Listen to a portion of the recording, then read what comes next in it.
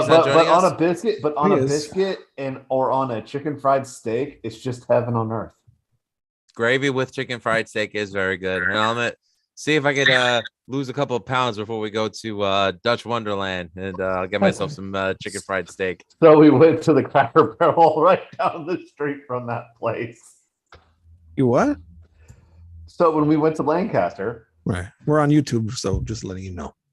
Well, while I was gone, while I was on my misadventures, I went to Lancaster, the vacation destination for 2 of the 4 here. So half of the group here. It's a vacation destination, there was a Cracker Barrel right next to the Dutch Wonderland. Yep. I know exactly where you were. Oh yeah, well, I would hope so. You go there. I'm not crazy about the Cracker Barrel. No, I don't like Cracker. Well, okay, all right. Well, so first of all, we're not the craziest about it either. It's just we know it's going to be a good meal. Not all Filling meal. It's not, why is it a Philly meal?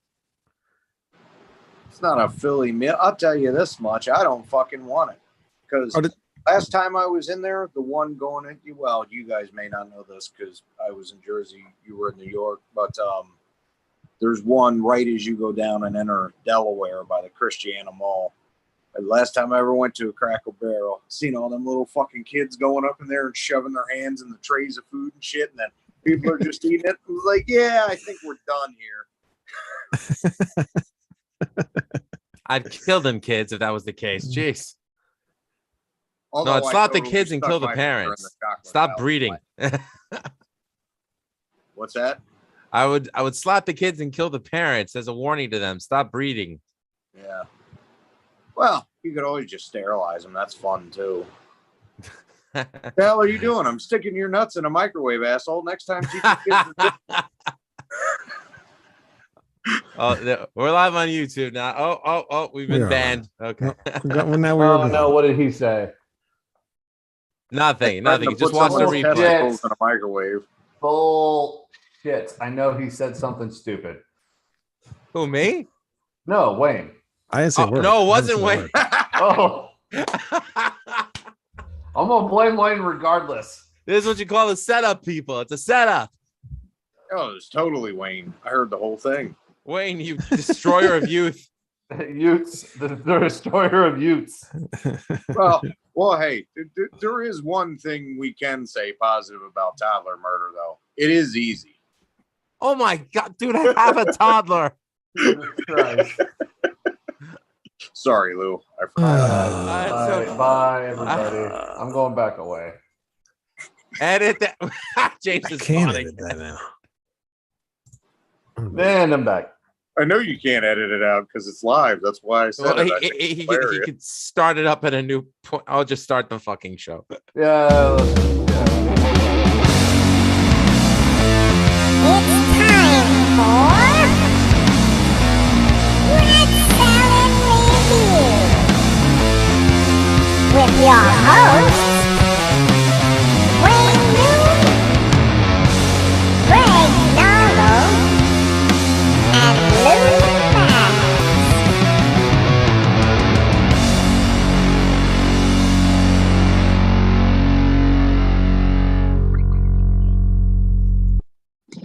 Welcome to Rat Salad Review. Hey, everybody. Oh, hey, Manny. What's going on? The five are back. Hey. Where's Greg? He's here. He's right there. I don't see his ass. Anyway. He's there. He's up there. What, well, are you I serious? don't hope I don't see his ass. He's in beautiful high definition now. He got a new phone. Yeah. Oh, wait a minute. Do you want to? I'll give you a pressed fruit bowl. There you are, man. There you are. That's what he looks like, unfortunately. Oh. Why do we love to give each other such verbal abuse on this show? Beautiful hair. They do have long, beautiful hair. I'd like to touch that hair one day. I need an adult. A disturbing turd. No. Greg, your safe word is pineapple. My virgin ears. I've given up an hour of my time for you guys because I'm supposed to be watching a hockey game. So don't worry about it. You guys, you know. Hey. Anyway, Oh. Yeah. Yeah, Then Greg cuts me off as I'm trying to make a joke, well, it's his show. He cuts us all off. Anyway, Wayne. But yeah, you can put it on in the background there. Watch it while you're doing the show. No, because I'd be distracted. Plus, I'm meeting friends at the bar later. Yeah, that's true. So let's get the show started. All right. It's a battle for the Metal Ages. This is Howard Cosell for the wide world of metal. Iron Maiden versus Judas Priest, album for album. Who makes the cut? Will Judas Priest lick balls, or will Maiden get eaten by Yeti? Who knows? Who cares? Watch along. Wow, thank you for coming back alive there, Howard. How was your vacation? Brains. What? Who said that? This is Howard Cosell's head. No, I don't think I could have did a better introduction than that. But yeah, we're not just doing one album. We're going through the whole discography of Iron Maiden and Judas Priest. Which is why we're calling it album apostrophe parentheses S versus album apostrophe right parentheses S. Yes, and this is the battle to end all of the people who think Iron Maiden or Judas Priest is better. This is going to be the definitive answer when we're done. So no more battles between Iron Maiden and Judas Priest. We will give you the final answer when we're done. I highly doubt that's ever going to happen. But, why are these two bands always compared anyway? But we'll get I don't know. I truly don't understand why that is. Yeah. I will be completely honest. I don't either. Just because they're British? Probably. Because they're British and they both attained the same level of major fame at the same time. Well, I think Iron Maiden sort of surpassed that at this point, but well, they have, but I mean, in '84, when Defenders and Power Slave came out, and then before that, you had Number of the Beast and Peace of Mind, Screaming for Vengeance. I guess that's true. They were on top of the world. They were both doing these huge stadium tours in many different countries, and especially, at least in America, because this is where you hear this argument from the most. Just what I've noticed from metal fans online is, they were kind of the two biggest names for a little bit there, the top two contenders, and I think it just kind of turned into a battle. Because they really these four bands from California came and ruined it all. Not necessarily, because there's one difference between Maiden and Priest and the California bands. What's that? Maiden and Priest headlined arenas. True. That's true. Yeah. Actually, I'm sure as we get into it, we'll discuss, because they managed to hold on to their success other than, we'll get to Turbo at some point, other when try to go pop/hair metal. Anyway, eventually to that album. So we got a long ways for that one, but I just want a heads up. My father's apparently watching, so be on your best behavior. Hello, Mr. Noon. Mr. Noon. Oh, Mr. Noon. We have a lot of problems with you, sir. And it all starts with your demon seed, Wayne, sir. Well, he might be watching. I don't know. He could be yelling at the TV right now because he's probably trying to find a YouTube. He probably should be yelling at the TV. Why did I do this to the world? Damn Wayne and his damn rat salad review and his podcast and all this and that. Why could you be a doctor? John Fogelberg. Your Dan Fogelberg and your Pac-Man video games. Look at all that money my son wasted on that rock and roll. Anyway. Could be playing country music or something, making something of his life. Yeah, he could be actually making money. I know, right? Listening to Halloween around Christmas. Yeah, all he wanted to do was listen to this band called Halloween. I don't know why. What did Pink Bubbles go away for your birthday, son? What's wrong with you? Something wrong. I say it's something wrong with that boy. Well, I tell you, he's about all right. Jesus Christ, can we get off the show? Well, we're having fun at your expense. Shut up, Wayne. Anyway, let's go. All right, go ahead, Wayne. You want to start with Judas Priest first, because that's what I got written down first. Good. Fine. Judas Priest, Rolla. Debut album released September 6, 1974. Produced by Roger Bain, who produced the first 3 Black Sabbath albums. This is the only album to feature John Hinch on drums. Glenn Tipton would have just joined the band during the recording sessions of this album. And some songs have featured contributions from previous singer Al Atkins. The song Caviar and Meth was originally a 14-minute long song, but because of time constraints, only the intro was recorded for this album.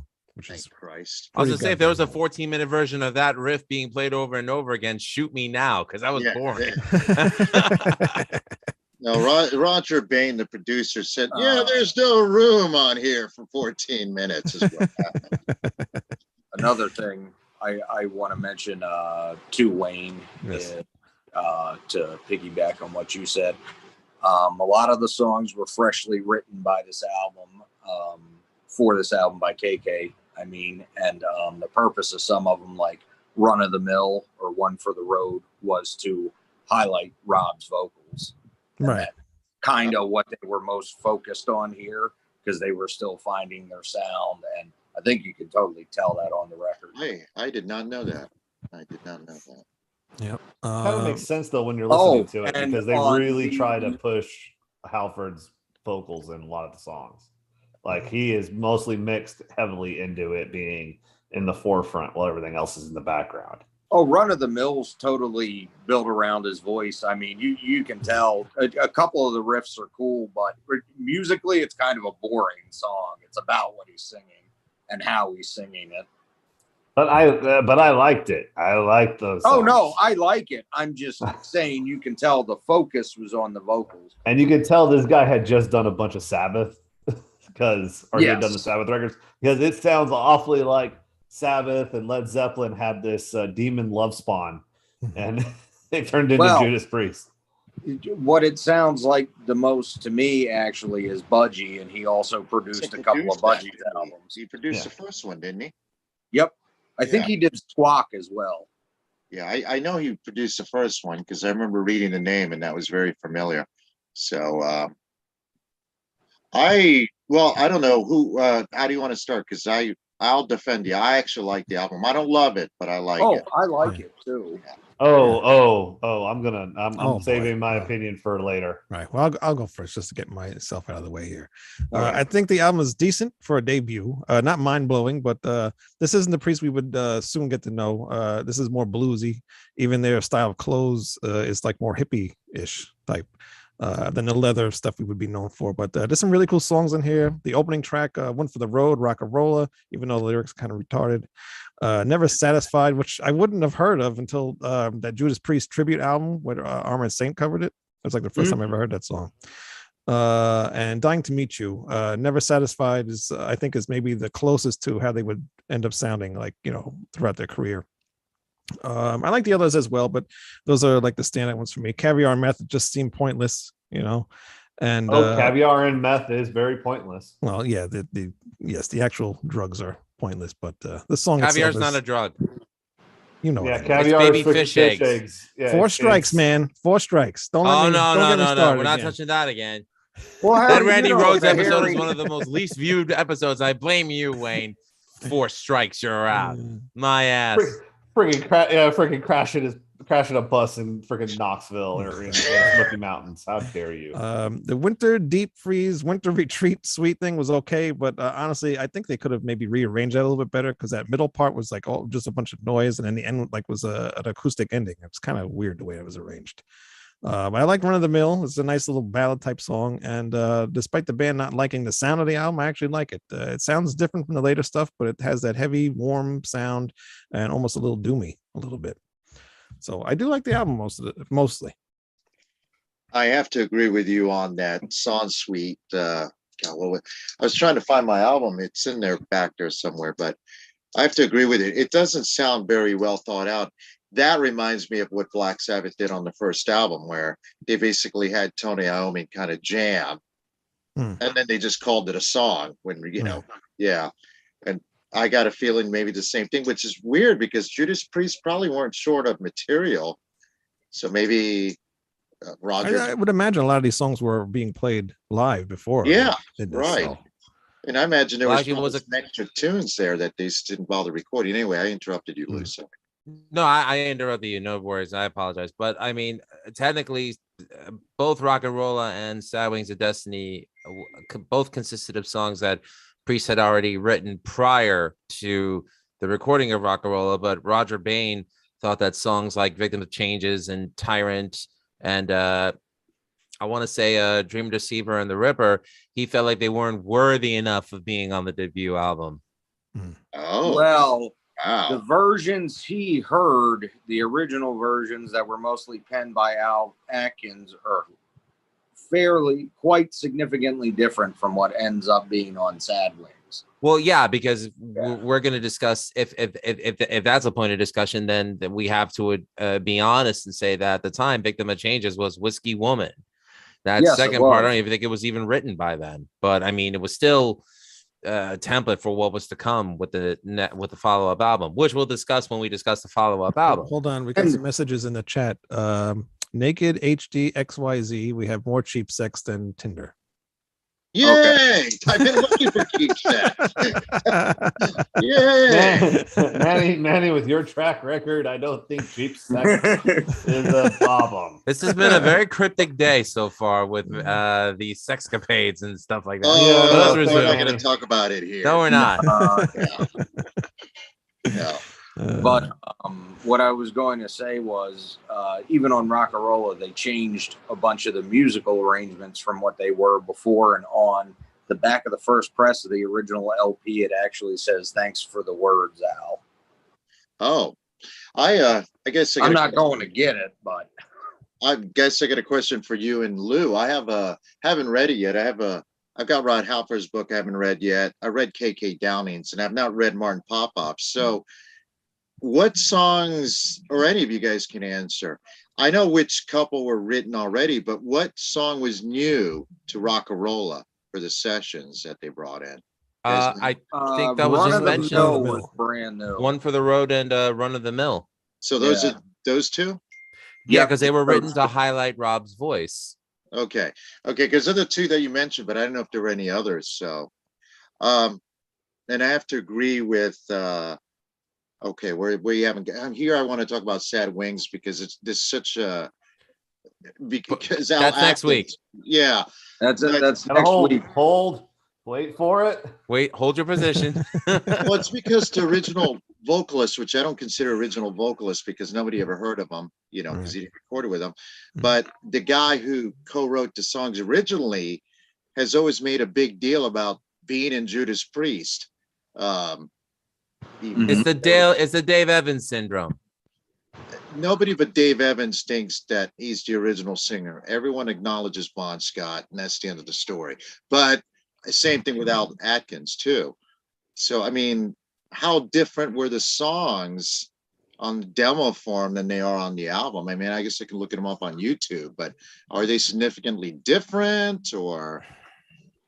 Well, on Sad Wings, they really are. There's quite a few different parts to the songs that were dropped and then added and rewritten.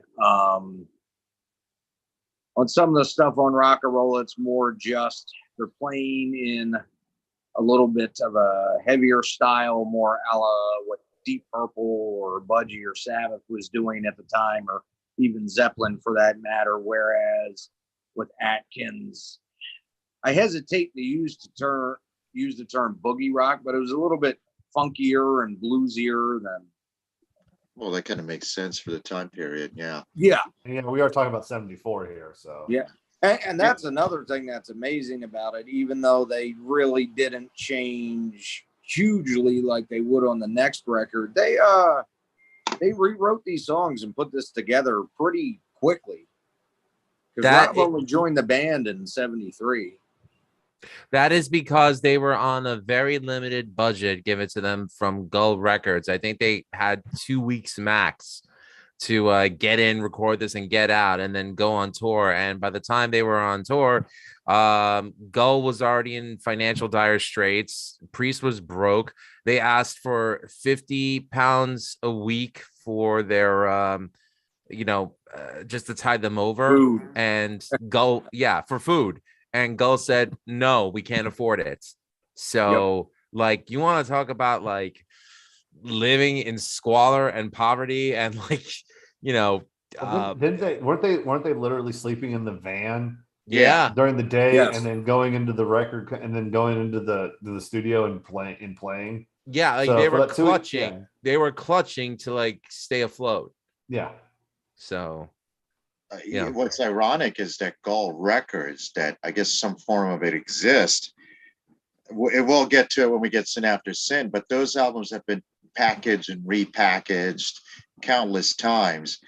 I think it was, I think, Greg, it was you that told me that, was it Hero Hero that came out like what, in 82 was remixed? 81. It was or 81? Between, 81. it was between British Steel and Point of Entry. Point of Entry. So, but from what you tell me, that these albums are remixed to sound more 80s styles. I've got Very the much albums, so. I but was haven't listening listened. to it while I was running yesterday, just to hear, to listen to it after I was finished with the Maiden album, and Yeah. it's much different than what you hear on the YouTube. Yeah. So it's that noticeable, huh? Oh, it's noticeable. Wow. The last I remember, I don't know if anyone recently re-released it, but I know in 2001, when I was a college radio DJ, Koch Records in Port Washington actually re-released both Rolla and Sad Wings of Destiny. And as far as I know, that might have been the last release that I know of, at least. I don't think, because I know that Priest do not own they don't get any publishing or royalties from these two albums, because it was part of them breaking their contract with Gull in the first place to sign with Sony. Right. Yeah. I know Hero Hero, ironically, got released on Record Store Day, and so did some other cash and compilation called The Best of Judas Priest. You guys, that came out in 78. Yeah. Yeah, they had with the knights on the cover or something like that. Yeah. So- Yeah, what's with the knight's head on his stomach? That's a weird thing. I don't get that. That was a weird cover. That was actually the first Judas Priest record I owned. Oh, And I got wow. that from my father, who was watching right now. And Stephanie's your father is a good man. Hey, The funny James. thing Well, is- he didn't like Judas Priest. I think he Oh, found it yeah, somewhere yes. or something. Yeah, don't insult you. Of course he loved No. Judas Priest. No, he did not. He did not like Judas Priest. Well, that's the only priest I've ever loved. James, what are your thoughts on the music? I absolutely love this because it was like Sabbath, the stuff I grew up on, the really slow Sabbath songs. It was really Led Zeppelin, the good Led Zeppelin stuff, not the stuff that drives me nuts. Very bluesy, very it was just Southern. It sounded like a lot like Southern rock also. So you had I felt like a lot of Allman Brothers in there.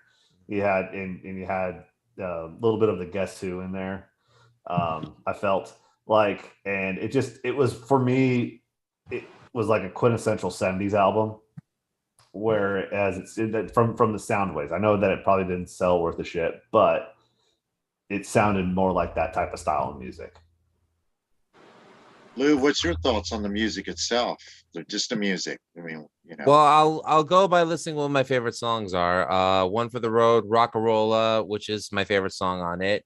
Never Satisfied, and Run of the Mill. And even though it's more well known for being released on a later Priest record, it was their first version of Diamonds and Rust on here, and I think it's just as good as Wayne. Why are you nodding your head? Because Alex came in the room. He said, "Hey, the gents." Hey, gents. Gent. Anyways, Onomatopoeia. thank you. So I will give the credit and say that I enjoy those songs. I mean, musically, I'm less disappointed in it than future Priest releases, which we'll get to that when we get to those albums. I think the Winter Suite, was great until the 2 minutes of vibrato and feedback. yeah. Even as a guitar player, I'm like, I mean, I don't even like hearing them on live albums. Why would I like hearing them on studio records? I mean, it's like, I don't know, soundscapes are cool when necessary. I didn't think it was necessary this time. I care more about the song than I do about, crazy feedback and vibrato and things like that, as a part of a suite. Caviar and Mets, I didn't see the point of it. Dying to Meet You, I mean, it's not the worst Priest album. I thought for a debut, it was fitting. Definitely, I would say the one song that's probably indicative of where they would end up going and y'all might think I'm crazy for saying this, but I'm gonna say it anyways, Rolla, because part of it kind of reminds me of some stuff that you hear in later 70s Priest. And I enjoyed it. And as far as I know, I did see them perform Never Satisfied on the Epitaph tour. That was pretty cool. And they're playing Rolla on this tour that they're on right now. So it's actually cool to see them acknowledge their history. I think it's important. But one thing we should mention, this is John Hinch's only album as a member of Judas Priest on drums, and apparently was fired by Glenn Tipton for being musically inept. Wow. Shocking. Wow. I did mention Yeah, that. it's not good.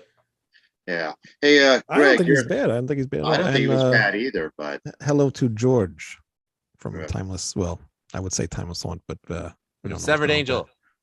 That's right. Severed Angel Head. Get it fucking right. And Greg, what's your thoughts on the album musically? I like it, but there's nothing really super standout or amazing about it. It's good for a debut, especially considering how rapidly things changed within the band. But the only songs I really say I can truly like are One for the Road, Rocka, Rolla, Never Satisfied, and Run of the Mill. I don't like the Winter Suite at all. Just does not work for me. It sounds like disjointed pieces shoved randomly together. But the music's good, if a little boring. It's a good debut with a couple of classics on it, but it definitely isn't where they would end up going, and they're clearly just a band in their formative stage at this point. But it's enjoyable, and it's pretty good for being of its time period. It's just not the best. Yeah. Well, my thoughts are that it's a good debut, but if this is the only Priest album release, Judas Priest would be forgotten, unfortunately. Doesn't matter. It'd be a footnote. They'd be in the way of Keith Relf's Armageddon. Yeah, basically. Yes. Or Terrence Trent D'Arby. Yeah. But I think it's interesting because lyrically, it's all over the place. I mean, you got songs like Rocka, Rolla Woman for a Rocka, Rolla Man. You can take her if you want to.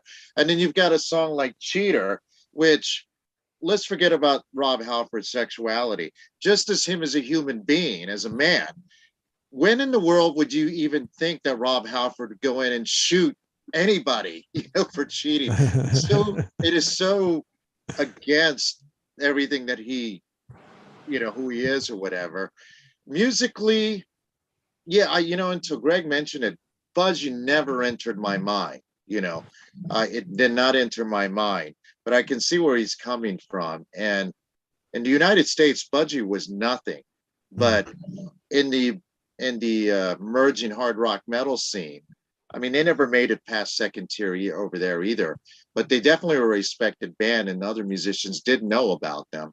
And they definitely were a working band.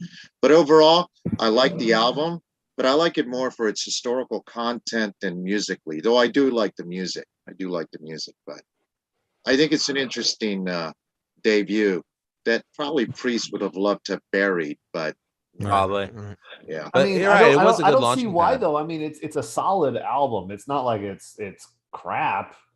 Yeah, you know what it is? It's solid. It's just solid. It's just there. Sorry, Manny, go ahead. No, I was just going to say, I think maybe the problem is because the three main songwriters have become songwriters, Halford, Tipton, and Downing. I don't think they're proud of it because I don't think they found their sound. I also think if you read KK Downing's book, I think their memories of that time period is so awful that they could have recorded Dark Side of the Moon meets Led Zeppelin 3, and they still would have disliked it just because of the memories. But that's my opinion. Lou, I interrupted you. No worries, Manny. You can interrupt me anytime. It's fine. This is going to be a really odd. Anytime. Not you, James. Anyways, this is going to be a very odd comparison, and again, you guys are probably going to think I'm crazy, but that's me. I'm an outside of the shoebox kind of guy. I'm going to draw a comparison to Kiss. 1974 debut Kiss album. still classic material that they played to this day, even though the production wasn't all that great. I think we can all agree that the production on Rolla is really good, but the songs aren't great. I mean, it's not, Killing Machine or Screaming for Vengeance level. Now, Kiss still loves the songs from their first album because a majority of their set list comes from that and Destroyer, but the production on it wasn't that great. Meanwhile, fast forward 7 years later, Music for the Elder, great production on that album. However, the time that album was released and that time up to the release of Creatures of the Night was a very dark period for Kiss. So I'm thinking, because this was Priest's darkest period, which thankfully for them, it was only at their beginning stages, but I wouldn't put it past them to have PTSD from that era, from that period. I mean, like I said, they were living in squalor, like their label wouldn't even give them 50 pounds a week just to buy food. Yeah, that's crazy. So it's probably reminiscent of a time that they don't want to remember because it was traumatizing. So that's the only comparison that same reason why Kiss doesn't want to remember the Elder, because again, to go from selling out stadiums and arenas everywhere and merchandising to nothing. There's a video clip of Paul Stanley when they're interviewing and talking about the time periods in that Kissology Volume 2 during the history of, and he's talking about the Creatures of the Night store, and it still clearly bugs him by the facial expression he made. But they asked him about what was the worst thing that happened live with Kiss, and he said, "I'll never forget on the Creatures of the Night tour playing this place in Canada, and it didn't look like there were that many people, but I didn't realize how few until I threw a guitar pick out and it sailed over everyone in the audience." Yeah. Saw it hit the floor. That's true. In North America, they weren't even playing to less than half-filled arenas. And, and that's another album. Creatures of the Night is actually one that they do play a lot of material from. But again, that was the period where they're trying to come back up. This is Priest trying to build their way up and, PTSD. Well, you know how Wayne always has to bring Halloween in every episode? Well, I guess I'm going to bring up Alice Cooper every episode. So it's funny because Alice... I like Voivod. Actually, they got a new album coming out or something in a box set. Yeah, anyway, Alice during that period wasn't selling many records. It was selling less and less, but it was still selling out pretty good size arenas. So it's just funny how different artists handle things differently, I'm not saying Alice didn't care about selling albums, but he was, I think he was happier that his concerts sold more internationally than, but then he never billed himself as, he didn't merchandise himself till way, way, way later on when he was in his 50s. Anyway, we're getting away from the subject. Wayne, you want to move on to Iron Maiden, or what do you want to? Yes, I want to move. Everybody's done with the Priest, right? One question I want to ask everyone though: did anybody get an Alice Cooper vibe at all from this album? A little bit, just a little bit. No, I actually got a bit of it during the song that everybody hates, which is Caviar Meth. No. The winter. I winter got a deep little freeze. Bit of, the winter freeze and all that stuff. The winter sweet. I got a little bit of. It was all a little operatic, and I know that Alice is very into the opera stuff. So yeah, I got an Alice vibe from that. I didn't really hear it, but it kind of makes sense. I mean, at that time, Alice Cooper Band was the biggest international band at that point. It's outside of Led Zeppelin and Deep Purple, so it kind of makes sense. Yeah. Cheater, while there's no similar riff or anything like that in the song, it sounds like something that could be on Love It to Death or Killer, and that was actually one thing I was thinking of. All right. So I'm not that far off, but okay, cool. Yeah. Moving not on. Crazy yet, Lou? What's that? You're not going crazy yet. All right, moving on to the debut album from Iron Maiden, released April 14th, 1980. The only album produced by Will Malone, no relation to Post Malone, and the only album that featured Dennis Stratton on guitar. I wish it was by freaking Post Malone. It might actually sound fucking good. You know, Oh my God. it's funny that you guys. Yeah, I know we haven't gotten to, but I actually like this shit production on the album. All right, keep going, Oh Wayne. my God, I don't hear any shit. But it says something when an album is released 42 years ago, and they are still playing a lot of these same songs today. Oh God, they are. I'm sorry. They are. No, they're not. They're playing Iron Maiden.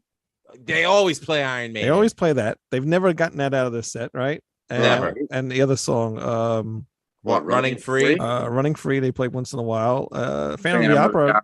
Yeah, Phantom. Thank No. you, Phantom of the Opera. Phantom only ever comes back for legacy tours. They still play it. So every couple of years, but Right. They're still on set list is what Right. Wayne's saying. I get what he's saying. Yeah. All Wayne, right, fine. who's the producer again? What's what? Oh, Will Malone. Who the fuck is he? I don't know. I mean, I've read it on the album, but who is he? No idea. I know he's produced a bunch of other stuff. I just forget what it was. Anything noteworthy? I can't remember what bands he did, but he did produce a lot of rock in the 70s. Anything noteworthy? Obviously, not. I don't remember, Greg. Not So, really. No, I can't really remember much about him. Let me take a look real quick. See, he has worked with artists including Black Sabbath. No, he had. Will Malone? Yes. He may have engineered, but I don't remember. Ranger. He was also in Ranger. Black Sabbath, Iron Maiden, Todd Rundgren, The Verve, Massive Attack, Depeche Mode, and Gianna Nannini, some Italian rocker. And thank you. I'm reading right off Wikipedia as well, Lou. I'm gonna have to look at what he did. He did arrange some An strings Opeth for song. Opeth's 12th album. Yes. What? Him? Yep. Yeah. I'm shocked, actually. Funny story about Will Malone that I saw from the Iron Maiden early days documentary. Apparently, he was so disinterested in producing the album that he would just like sit and smoke and read the newspaper as they were recording. Steve Harris would go, "Hey, how was that take? I think you could do better." I wish he had a little bit more input in this, but hey, whatever. And and I don't care for Dennis Stratton much. I never have. His style doesn't really fit. He's a good guitar player, but Malone also, because he totally didn't get what Maiden was about at all. But there is a take of Phantom of the Opera, which may long since be deleted, but he encouraged Stratton to do a bunch of the Wishbone Ash style melodies that he does during Strange World during that song, and to sing backing vocals to Paul. I can just imagine how awful that sounds. I was reading, it sounded like something like a Queen song or something. So yes, I can imagine what that was. That was what Steve Harris said. It sounded like a Queen song. Right. Which is why he ended up getting the sack, because apparently he, according to Harris, he said he was trying to bring in like a Eagles type influence into them, and I'm just like, really? I obviously my favorite guitar team of Maiden is Murray Smith, but I liked Stratton and Murray's work on the first album. I thought, I did too. I'm getting too far ahead of myself. I'm sorry. Bright spot I saw in this entire thing. So he's not bad. He just doesn't fit. I mean, he tries to fit in, but there's some melodies and licks where it isn't quite right. I still like it, but the live versions of most of these songs I prefer, just because Adrian and Dave together are just so amazing. Oh yeah, agreed. Like Remember Tomorrow on Made in Japan. Smokes the album version. I mean, Adrian is a very melodic guitar player, and they were just so in tune with each other. As good as Stratton does play on this, he'll never match that. And neither will the one who shall not be named, but we'll get to him much later. So what's your take on the album? And the thing I meant by with them, still keeping some of these songs for 42 years, not like Rolla, where they kind of just brought those songs back, and it's been like 40 years since they played them. Yeah. Well, and then a good thing to note about the dichotomy between these two, which is part of the reason I thought this was so interesting, is Priest was kind of in a rush. They wanted to highlight Halford to do this album right then and there, and they were able to get it out. Maiden had worked on some of these songs for up to 5 years. Right. At this point, and honed them in the clubs. Yeah. But about the album, I mean, it's hard for me to really say anything bad about this album. I think it's great. It flows really well from start to finish. Starting with Prowler, the November, Remember Tomorrow. I mean, everything just flows with each other. My top favorite song on here is Phantom of the Opera. I just love that song. My favorite instrumental out of like all instrumentals is like Transylvania. I just love that whole thing. It just brings back a lot of memories too from being in school as well, because all my friends in school when we first heard that song we just were like insane about that. Strange World, I like. Charlotte the Harlot. If I had to take a song off of this album, it would probably be that one. You skipped one. It's not included in the original version. I don't give a flying Wait a fuck. minute, It was in the actually- American version. I've got the It's American on the version. original What song's American not version. It's on the included? original American version, but it's technically not in the UK version. Which song is that? I've got the, Sanctuary. Sanctuary. oh, that's not on the, because all I've had is the EMI American version. Yeah, that's the one that was released through Harvest. But no, the actual UK version doesn't Yeah, include it's all Sanctuary reference. because that was a single. Yeah, Oh, I didn't. Wow. which I'm glad I it's don't not even on have because Sanctuary on here, so I don't know what they're I don't like talking that. about. I hate that song.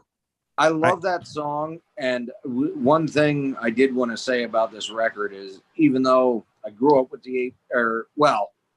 my original version had Sanctuary on it as track 7 in between. Strange World and Charlotte. Strange World and Charlotte, which just does not flow at all. It just messed up the flow of the record, which is why once I got the OBI version, I pretty much stuck with just listening to that. But I do like the song, and when they did the remasters in '98, even though I hate the brick walled sound and pretty much everything else about them, including changing the artwork to this record, putting Sanctuary as track number 2, I think really elevated the record a little bit. I could agree with that. Because it's still aggressive, but it's not out of the gate like Prowler is. So it's a nice little transition in between Prowler and Remember Tomorrow.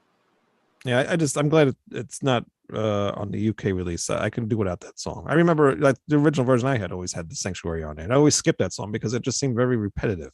And I always hated the song that they all got songwriting credit on this album. You know, it's just by Iron Maiden. Yeah. Well, I think the lyrics are goofy. You know, I've never killed a woman before, but I know how it feels. You know, I don't care for the lyrics in the song, but the intensity of the song is good. Yeah. For as hard as Steve had to work, I can let some of the stupid lyrics go. Canada Spaceman joined the chat here. He says debut Maiden album was great, but Love Killer's better with the fatter bottom end sound. Yes. Yeah, we'll get to that next week. We'll get to As much that, as I love Killers. Transylvania, Genghis Khan's the best Yeah. instrumental they ever did. I like Transylvania. And mostly because they just let Clive go nuts on that song, man. I love the drums on Genghis Khan. Well, we should But talk anyway. about what underrated drummer he is, and also, in my opinion, underrated vocalist that Paul Di'Anno is. But we'll get. Big time. Yeah, I think that is not mentioned. I actually like Dennis Stratton's work on here. Yeah, I mean, I have to agree. I guess if I were to really think about it, his style really is so different from Adrian Smith. I mean, in the long run, obviously it wouldn't have worked out because, I mean, they got rid of him as soon as this album came out. As soon as the Kiss tour was over, because they opened up for Kiss in Europe. Oh, that had to be during the Unmasked tour. They were the band handpicked by Kiss to open up for them in Europe. Yep. So, James, thoughts on the album since you seem not to like it? Thanks, I hated it. What? Go ahead. No, go ahead. Absolutely thought it was fucking garbage. No, I want to hear. Are you serious? 100%. Oh my I'm going God. to come Ready for on this. your porch every morning now. I Come don't fucking care how come much at me, you bro. draw. Fucking come at me. I got notes for this shit. You ready for this? No, go. I want to hear it. Song by fucking song. Well, can I say mine before James Yes, goes on the please. tirade? What the hell? Yeah, I is wanna- that? Just to ease into James, because I think he's gonna go buck wild in a minute. Okay, so definitely one of my top favorite Maiden albums. The production, as much as it would have been cooler to have heard Martin Birch's production on this, because apparently that's who Steve wanted from the beginning, but he was unavailable at the time. It would have been a better sounding record, but you know, like Blizzard of Oz, where it was a great debut album with not the best production, I would put this up there with it. I love the songs. I love this era. Paul Di'Anno and Clive Burr are my preferred singer and drummer for Maiden, and even and I'll get more in depth in that once we get around to Killers. But I love this record. It's one of the best debut albums that I've ever heard. It's one of my favorites. It's one of my 5 favorite Maiden albums. There's not a bad song in this. Wayne, you're wrong. Sanctuary is my favorite song off this, and I'm going to include Sanctuary on this because when I first heard the record, Sanctuary was on it. Yes, same here. No, same with me. But if we're going to get technical, then I would have to say that my favorite song on this is Phantom of the Opera. Okay, so if you were to see how beat up this is, I've had this since I was 12 years old, and keep in mind how old I am.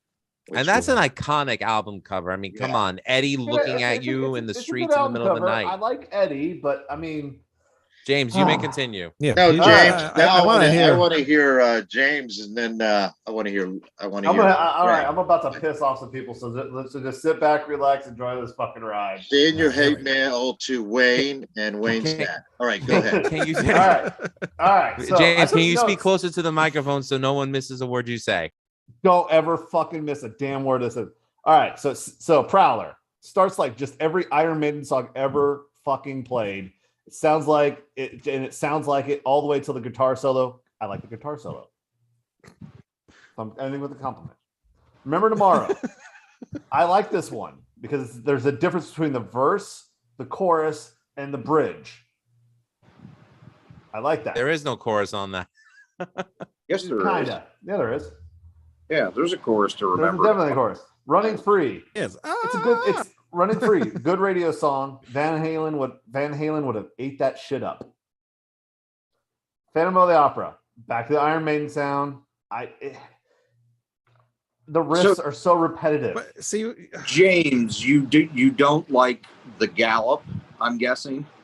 It's not the gallop. It's he plays the riff and it's playing the riff like it's a fucking timing. So it feels like keeping a beat but with extra steps. And that's my biggest issue with Iron Maiden and Jordan. It is so fucking annoying because I'm just like, all I'm hearing is the riff and it's just repetitive. Then they'll change the riff, go to that, then change to another riff, go to that. And it's just, for me, completely throws me off. I just can't get into it. So that's why I don't like it. I know it's a me problem. So you get mad at me all you want. And his address is exactly. Come on, dox me, bro. and I 13 literally put that, Fight Me Lane. Yeah, fight me.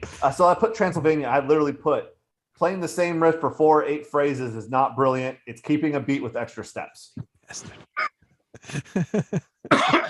Strange World. Intro is awesome. Very Pink Floyd-esque. Charlotte the Harlot. Oh my God. So original. Holy shit, this is so hacky. If it wasn't for the lead guitarist doing his best to try to keep this song on the rails, it would fucking suck. Iron Maiden, another Iron Maiden song into repetitive with a good chorus. Now, if you put yourself in 1980, how would you feel? I would still say it sucked. Goo Goo Gaga, it sucked. No, wait a minute. Are you saying that because you've heard metal bands since then that you think are better? Or are you really genuinely not a fan of their song structure?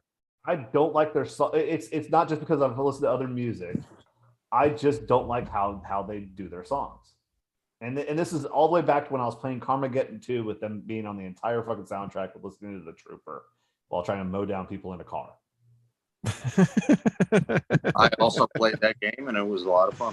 It was. So like that's what I'm saying. Like I'm hoping, I truly am, that these Iron Maiden records that are supposed to be the greatest thing of all since sliced fucking bread change my mind. I want them to fucking come change my mind. I am going to try. However, if this is the best they fucking got, it's gonna be a long goddamn month of this shit. But remember, it is a debut record. Right. It is. That's what I'm saying. It's a debut. Please change my mind. I pray to God change my mind. But I feel like this band is just put up on this freaking pedestal, and I've never heard a song that just goes, "Oh yeah, these guys are good. These guys are great." Well, if you didn't like that one galloping song, yeah, you're not gonna like the rest good. of the material. It's not looking good. You might have a problem with this album, with this band, James. Well, I mean, it's okay. Then I'm gonna have a problem with this band, but I'm gonna be here, and you know what? I'll be the antagonist. I'll do what I do best. I'll antagonize. Bring it on. No, I actually Phantom like of the the fact, Opera. I actually like the fact that you're not worshiping Iron Maiden like everyone else is. So. Canada Spaceman, I guess you said this earlier. Good point. Debut LPs that are underproduced, bare bones, do seem to launch a lot of bands. And Mark Burchette says, "What's with the sex bots?" I have no idea. I have no idea. They just came out of nowhere. Hey, yo, we don't discriminate on the sex bots. We okay? don't. I'll leave them up there if you want the link. So I think it's amazing that James has gone full Steven Crowder with his "come change my mind" thing right now when it comes to Iron Maiden. Thank you for understanding what I was doing. Thank you. Hey, even though I do not listen to Louder with Crowder, I didn't think you did. So, Greg, your thoughts on the record musically and anything else? Yes, the King of New Album on Rat Yeah. Salad Review. Yeah, we have It's one of my favorites. It's not my favorite Maiden album. I could only give it a 9 out of 10 just for a couple of the small issues it does have, but I think it's great. Really, the only true negative I could say is the production. Even though Stratton's not the best they had, I still like them a lot. And frankly, it's kind of neat to hear them do something like Strange World, especially since Steve was such a big Thin Lizzy fan. It's cool to see him stretch out a little bit and do something a little bit more 70s like that. But it's great. It's just chock full of classics, and Phantom of the Opera, I think, is one of the best songs they ever wrote. Just a good time. And I mean, Clive makes the biggest difference in the world to me. He's such a more aggressive and plays by feel more than Nico does. That him, along with Paul's voice, is just magical to me. And I thought he had great timing too as a drummer, which he is does. something that I could that I genuinely could say I don't really feel that way about Nico, because I'll even on studio records, as we'll hear later on, he starts okay, but then he speeds up when he shouldn't, and unfortunately, it comes off that way live too. So I think Nico's a good drummer, but he's no Clive Burr to me. So no, I will give Clive that thing when he comes out. Sorry, Greg. Sorry, Greg. What were you saying? Nico actually knows that about its timing. It's funny because he brings it up in the early days interviews. He says straight out he thinks Clive Burr is the best drummer Iron Maiden ever had. I mean, I like Nico said that, or yeah, Nico says it himself. I kind of like it that in there because you could tell like when he comes in and when the guitarist comes in and the guitarist comes in off timing, he does adjust to the timing. Yes. There is an on-the-fly adjustment in every song that he does, because for some reason that I think that's also what drives me nuts is that I hear the drum beat, I hear the sound, I hear the beat, how it's going, and then the guitar comes in or the bass comes in and fucks it all up. Well, I also think James, you have a problem with the production of the album itself. I mean. Yeah. I think if the song, even if you thought the songs are brilliant, which I don't think good production would make you change your mind on the songwriting, James, but no, I do think the production is your main contention with that of that album. What I find amazing about this album is we are just talking about Judas Priest, but not just Judas Priest. They're Deep Purple, Alice Cooper, God, who else? Scorpions. Deep Purple, Scorpions, thank you. These guys, these bands that became iconic didn't have their sound on their first album, but Iron Maiden, for the most part, had their sound, had the image of Eddie right away, right from day one. And I find that interesting because I mean, and even AC/DC for a certain point, yeah, they have their sound, but it's not totally as aggressive as they would get with Let There Be Rock, even. So it's kind of interesting that from day one, not only did they have their sound, but Greg mentioned that Steve Harris wanted Martin Birch, right, for a producer. They even knew who they wanted as a producer. And I don't think it's just because he read the back of the Black Sabbath albums. I think he liked the way those albums sounded. Because I don't think Iron Maiden sound anything like Black Sabbath. Well, at the time, Martin Birch was recording Deep Purple. He was known for Deep Purple's Machine Head. He hadn't produced Heaven and Hell at that you're right. point. That was 1980. You're right. And to respond to your statement, the reason why Maiden songs as they progressed later on didn't deviate that much from the first album. Harris is the primary songwriter. Yeah. Listen, let's get one thing straight. In the end, Harris is the Iron Maiden is the Steve Harris, Rod Smallwood project is really what it is.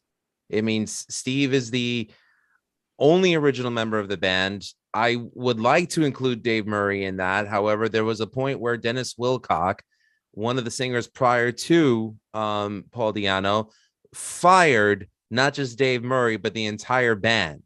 Yep. With the exception of Steve Harris. That's crazy. So, it's Steve's baby. Now, I pose a question to you, gentlemen. So this album is considered the bridge between punk rock and what was to be known as the new wave of British heavy metal, of which Steve Harris himself completely denies that and wants nothing to do with punk, states that he loathes punk. But let's face it, Paul Di'Anno, you look at him in the photograph, he looks like a punk rocker. Oh, absolutely. He looks more influenced by the Ramones than, say, Black Sabbath. I'm just calling it how it is. I don't think Paul Di'Anno's ever mentioned a heavy metal band he's influenced by, actually, now that you bring it up. How do you guys feel about that statement? I agree 100% with you, Lou, actually. I disagree. I agree 100% with Steve Harris. I think people get confused or blinded by Di'Anno's look, his raspy voice, and the raw production on this, because musically, outside of Charlotte the Harlot being a little punchy, I mean, it is an aggressive record, but I don't hear much in common with punk at all. It does not sound punk inspired outside of the production. And okay, you could make the argument about Di'Anno's voice being raspy, and he has that type of pronunciation more similar to punk. But no, I disagree with people that think it's a melding of the two.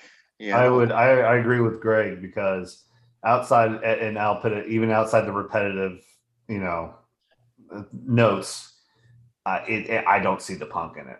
I don't.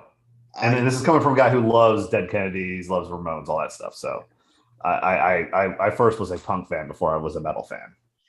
I do in the terms of attitude. I'm not talking about lyrically. And again, this is probably what Greg's point is, more based on Paul Di'Anno's voice, even his look, than musically. Musically, even lyrically, there's not a lot of social conscious stuff on there like there is in punk music, I mean, he's not. Iron Maiden's about a torture chamber, and Remember Tomorrow, which is a great song. Steve Harris. I mean, I guess he still does this. He was very influenced by sci-fi movies, books, horror films, and I guess he still is, because he still writes about a lot of the same subjects. But yeah, I have to agree with Lou in terms of attitude. Musically, yeah, no, not punk at all. But even the cover, which is not on purpose, with Eddie, with the spike hair, it probably wasn't Steve Harris' intention, but definitely the artist, whose name escapes me right now. Derek Riggs. Thank you. I think that was definitely a nod toward punk rock, which is only at that point 3 years, old as a genre. So The funny thing is, Derek Riggs said that he was influenced to draw the head for Eddie by looking at the decapitated head of, I think, an American soldier on a Vietnamese Oh tank. yeah. Yep. I heard that too. So, Although Derek Riggs has also been quoted as saying that he thought that the Americans just put that on there for sympathy. Now, I don't know. I wasn't alive, but I did see the photo. It did look strange, but I'll leave it at that. Wayne, what do you think? Yeah, I actually do hear some punk influence in there. Because it's more of a faster Iron Maiden than what they would kind of be later on. They would kind of slow down a little bit. But I think the look, like you guys said, with Paul Di'Anno, definitely looks more like a punk rocker. And they seem to, I do see more punk in Maiden in this early stage too. And also too, when like Bruce comes into the band, I don't think he gives these songs justice like Di'Anno does at all. No, Agreed. Bruce to this day cannot sing "Remember Tomorrow" satisfactorily. No, I don't. Bruce is a hack. Let's Yes, not go sir. that far. Thank you. Jesus Christ. Some questions here in the chat. And I don't think he is, but Mark Burchett asked, was Fast Eddie Clark briefly in Iron Maiden? No. Okay, I didn't think so. So there's your answer. Fastway opened for Maiden, I think, at one point, and that Keep album the had Mind Fast Killer Eddie along Clark with in it. Quiet Riot. Yeah, well, when I saw Iron Maiden way back, it was Quiet Riot over here. Well, it was split. Half the country got Fastway, and then the other half got Quiet Riot. And then I know AC/DC played part of it too, but I can't remember if they had a third band with them at that point or not. Yeah. And the great Harry Barnett, he's influenced by whoever knocks all of Wayne's CDs off his shelf. Why is he always healing you? I don't know. Why is he loves me. Dan He housing your loves me. chips there? I don't know. He probably misses. Okay. My doppelganger and I have some shenanigans we like to do. Okay, we like shenanigans. Yep, that's what it comes down to. I hate to say this, but I prefer the Iron Maiden debut over Judas Priest, even though I shouldn't say this, but I'm a bigger Judas Priest fan than I am an Iron Maiden fan by far. But well, let's get through the whole discography before you go ahead and all right, Announce your findings. You might change your mind by the time we're done. You never know. Well, I'll change my mind the minute James changes his mind.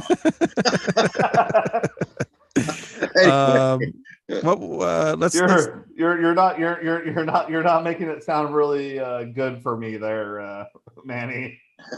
Don't worry, I'm not Well, I know I won't change my mind either, but I do love both bands.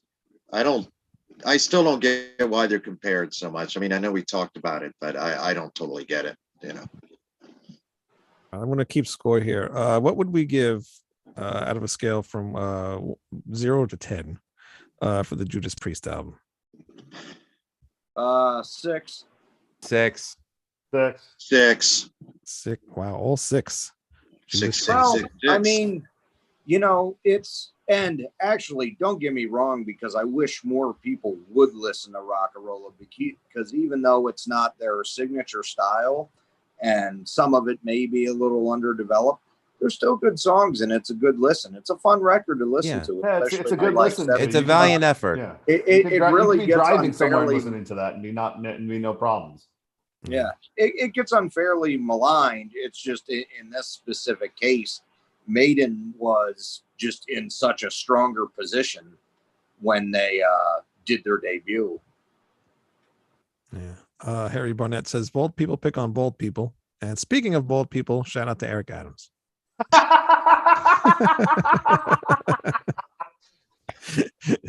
All right. What are we going to give the Iron Maiden album? 10. 10. Wow. I give it a 9. I give it an 8. I'll give it a 5 for production, 8 for song and overall performance. So. James. 1. Wow. Damn. 1. 1. He was being generous because he hates it. I was like, don't give out zeros. You can't give it a 1. He gave it a 1. At least got to get 2 stars. He did like that solo in Prowler, so. Oh. Hey. Yeah. Oh, sorry. I'll go with a 2. All right. I'll be the Russian judge and give him a 2. That must make a great joke. Hey, leave James alone. He's You him did. and Luke I wanted swallowed the some of my Alistair dip, Bird goddamn. Judas Priest. All right, I'm giving it a 9 as well because I just did not care for Charlotte Heart that much, even though I like it, but it's all right. And Mark Bashik gives it an 8. It's and Priest is a solid 6, he says. So very cool. Is it Priest's best work? No. Is it a good album? Yeah. Is it anything groundbreaking? No. Oh, we're getting there with the Priest. We're getting there with the Priest. Yeah. Right. I mean, you can hear there is some Genesis there. You can hear some things I didn't hear any Peter Gabriel or Phil Collins version. No, just kidding. Sorry. Actually, on both. African or European. What? Well, I think I'm going to have a hard time with the next on both the debut and Killers, because things did change a little bit, both because Bruce came in and then they were also moving forward and Steve's plan to conquer the world. But you can totally hear elements of Sad Wings, Sin After Sin, and Stained Glass in both the debut Iron Maiden and Killers. Oh yeah. Oh hell yeah, yeah. I mean, everyone talks about Wishbone Ash being the originators of twin lead guitars. That really before Thin Lizzy? Yeah, because Thin Lizzy's first album only featured Eric Bell. Remember? Oh, this is true. Yeah. But Thin Lizzy perfected it, but it was Judas Priest that popularized it, worldwide. Anyway, next album is going to be tough for me between Killers and Sad Wings. I already know what James' answer will be next album, but on that contest. But James, you better listen to that one hard. That's my favorite album all time. I don't have a tattoo of it for no reason. Well, you better be ready for some fisticuffs because I'll have notes ready. That's fine. Hey, at least you give me credit. I listened to the fucking album. You did. That's fine. Actually, I made notes. My dueling gloves getting itchy. but remember though, next week is Sad Wings of Destiny and Sin After Sin versus Killers. Yes. So it's a 3-way album episode. And to explain a little bit to the fans out there, how I came up with these pair-ups is because not only is there a disparity between the numbers of the albums with the two bands, but what I tried to do, because I paired some together on Priest side and on Maiden side, is match kind of where they were in their careers at the time. Wow. So, Makes for sense. example, yes, they first hit their niche with their sound on Sad Wings, but they were still transitioning into true heavy metal on Sin After Sin. And I really think the two of them fit together like that. Whereas Steve's vision was so clear and they were such a tight unit. I mean, they just elevated to the next level on Killers. But then also you have to think of the commercial thing. Priest started to take off with Stained Glass and Killing Machine, Hellbent for Leather, and Maiden did with Number of the Beast. So that's also how that fits. Yeah, so it's not going to be like one album versus each one album. So it's going to be a little mix of stuff here. So it'll be fun. But definitely at crucial points of their career, right? Yeah. There's only because Priest also has more albums than Maiden as well. This is true. They got about 6 years of recording records more than Maiden. But I will say this: there's 2 points I want to make. Number one, I think it's safe to say Black Sabbath invented heavy metal. In my opinion, I'm going to quote Ralph Vieira because I agree with him. Judas Priest perfected heavy metal. Think about all the bands that came in their wake, like from the thrash bands to the speed bands to the power metal bands. Yep, and even though we're not up to it yet, but this is a big point I'll make when we'll get to it. I mean, Demolition is your favorite album. Class shut up, Wayne. From the beginning notes. Yeah, shut up, Wayne. I'm saying something. But from the beginning notes of it, and then just the sound, the production, everything on that record, to me, Stained Glass is what first cemented that heavy metal sound that would lead into what it would become in the 80s. Because yes, Sabbath invented it, but there's still a lot of the blues rock in Sabbath. This is true. Yep. The second point I wanted to make was that at 2 points in their career, Maiden and Priest did tour together. Point of Entry Killers and Screaming for Vengeance, Number of the Beast.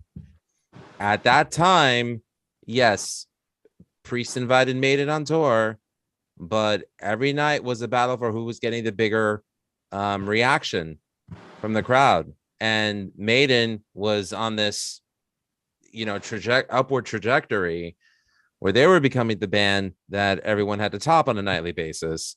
So apparently there was a supposed rivalry that was going on between the two, which is, I guess, the reason why 40 years later, there's still this argument of who's better, Priest or Maiden. I mean, personally, it's irrelevant. I love them both. As we get into every album, we'll just explain why we prefer one album over the other. But I mean, if there really was a hatred, fine, James, some of us will. But if there really was a hatred between both bands, why would Maiden have invited Halford out for the Brave New World tour if there was real hatred there? Seriously, people, take it easy. Well, gentlemen, I've got to go. So we're wrapping up anyways. And we're out of here. So all right. Excellent. Join us show, next gentlemen. week. It was a lot of fun. Join us next week for more Iron Maiden versus Judas Priest. And we will see you then. RatSideReview.com, MusicIsLifePodcast.com. Maiden wins. Sorry, go ahead. Yeah, Maiden wins this night. Yeah, Maiden wins tonight. But we'll and see what believe happens it or not, even though I love Iron Maiden so much, there actually are a couple where I picked the Priest albums. So stay tuned. Iron Maiden wins this round. Who is going to come up in future battle for the Middle Ages versus Iron Maiden and Judas Priest? Howard Cosell wishing you good night, good luck, and good blowjobs for everybody. Damone. And please see the front desk to validate your parking. See you guys. Oh boy. Funny. 5, 4, 3, 2,